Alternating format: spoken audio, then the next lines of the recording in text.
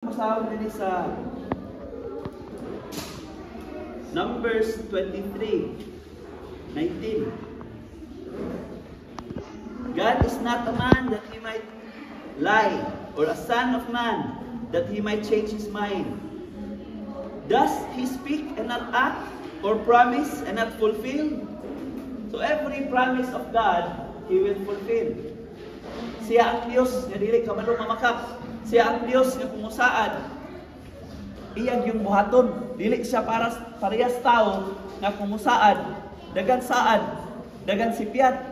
Dili ka human, dili ka hitabo, dili ka buhat nga naman. Ang tao limitado. Pwede nga ang tao musaad, iyang buhaton ang iyang saad. Pero naapoy panahon mga igsoon nga ang tao magsaad nga dili hinuon nga kahitabo. Nagyan pa nila, promises are made to be broken. Labi ng kaning mga lalaki bitaw nga manguyab.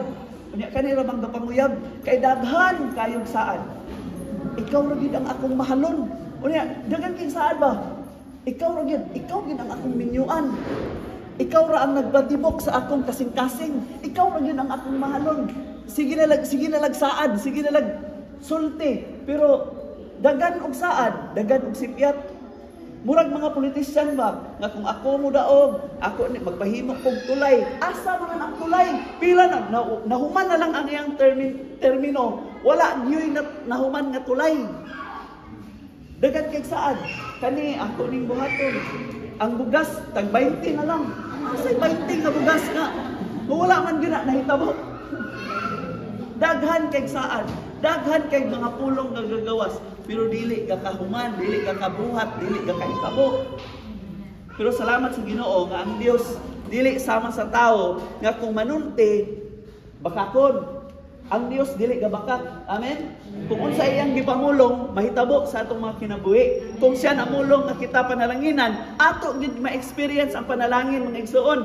Ang only requirement is for us to trust Him and to believe on His promises. Amen. Isa din nagtuo nga ang Dios motuman sa iyang mga sugod. Kanyang mga saad. Amen. Atong pakpakan ng Dios.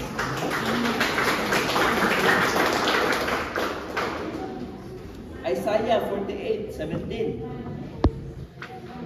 Na yun din, thus says the Lord your Redeemer, the Holy One of Israel, I am the Lord your God, who teaches you to profit, who leads you in the way you should go. Now, naay leading, naay direction ang Diyos sa kinabuhi sa tao. Kung kita musalig sa iyahang mga sugo, naay direksyon ang Diyos.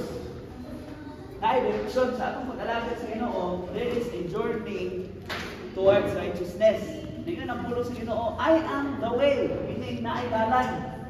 I am the way. Ako ang dalan. Ako ang dalan. Kani nga dalan, ato ginding agian. Amen. Kung muagi ka sa dalan na mao si Kristo, kani nga dalan na igsoon, naa diha ang mga panalangin. Naa diha ang mga saan. Pero naa po diha ang mga sufferings. Naa po diha ang mga persecutions. Naa ang mga pag-antos diha sa atong pag-alagad sa Ginoo. Pero luyo sa mga pag-antos, magkalipay ta tungod kay ang dalan nga atong agian naay padulngan. Do you agree nga naay padulngan? Natay galatason, natay gaagian, natay galakwan diha sa pag-alagad sa Ginoo. Pero naatay gapaingnan. Ang atong paingnan, mo na siyang gingharian mga igsoon, nga giandam sa Dios alang sa iyang mga katawan. And I believe nga kita magsilingan ta sa langit. Hindi nga ba'y magsilingan ta sa langit? Kaya atong pag-alagad sa Ginoo, dili lang sa kalibutan, kundi mangalagad ka sa Ginoo, nga naagid tayo padungnan ang gingharian sa Dios. Kani nga dalan, siyempre ni atong gagian. Dagan mo agi sa lapad nga dalan, pero sa unahan, kamatayon.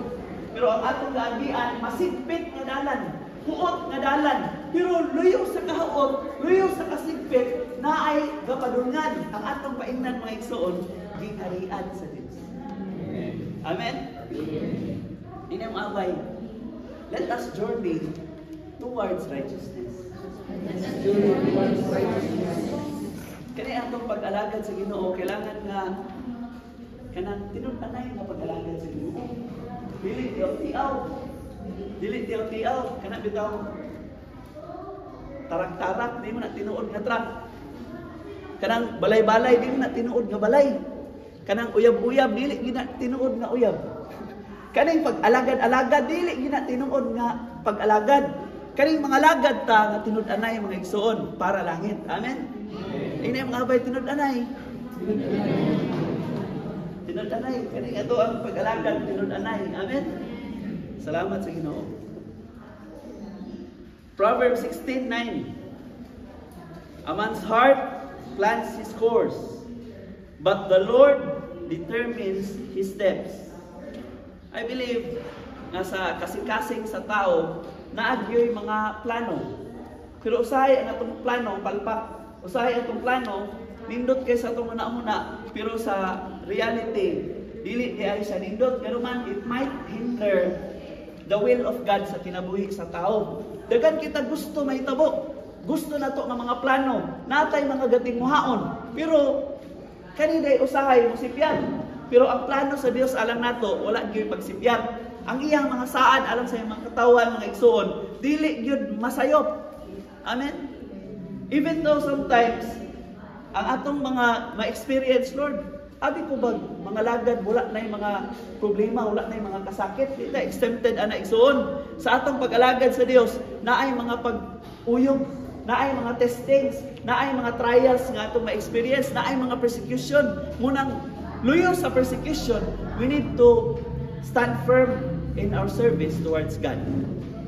Kisa dinhi ang makabarog nga malig-on. Kisa dinhi mo padayon. He that endureth until the end, the same shall be saved. Dayon ang pulong sa Dios. Kani atong pag-alagad sa Ginoo, kailangan tang endurance, kailangan ta nga mo go through persecutions, sufferings, trials, and testings. Aron nga ang atong pagtuo mas lig-on. Amen? So, giitugot dahil sa Diyos ang storm sa kinabuhi.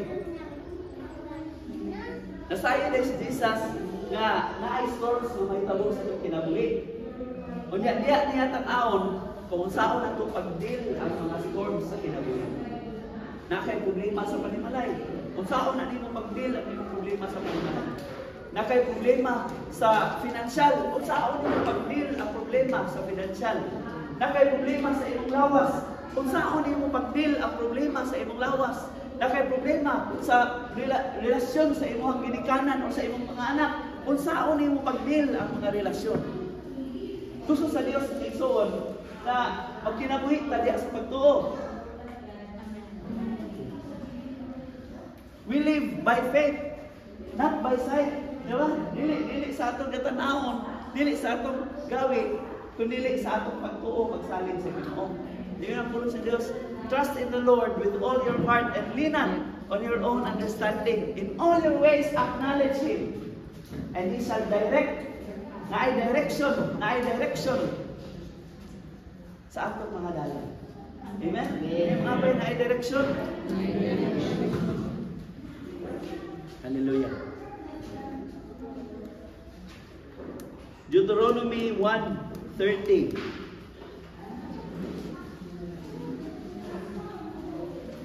Ako na lang basahon ang 30 o 31.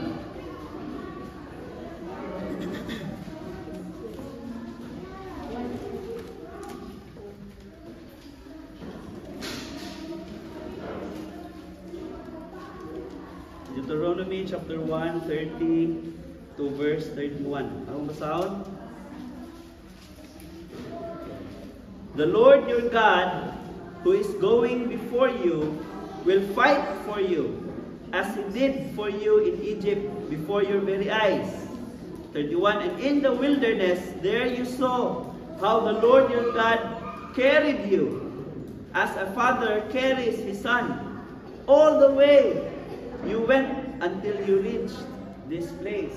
Now, ang Egypt, it symbolizes sin. Ang Egypto, nagasimbolo ni siya sa kangit-ngit sa kinabuhi sa tao. Karon wala na may Egypto, hindi naman tag-ikan sa Egypto. Pero sa espirituhanon nga aspect igsoon, it is symbolizing sin.